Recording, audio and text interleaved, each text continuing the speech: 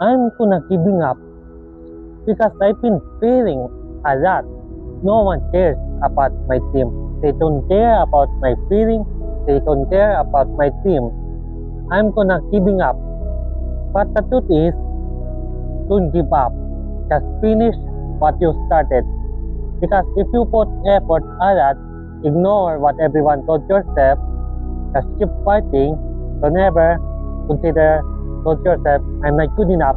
Instead, I got this. I'm gonna win one day. Don't giving up on your team. Just do it one more time. Just finish what you started. Finish what your journey is. Don't giving up on your team. One day, you're gonna win. One day. Don't give up on your team. Just keep forward. Keep moving forward.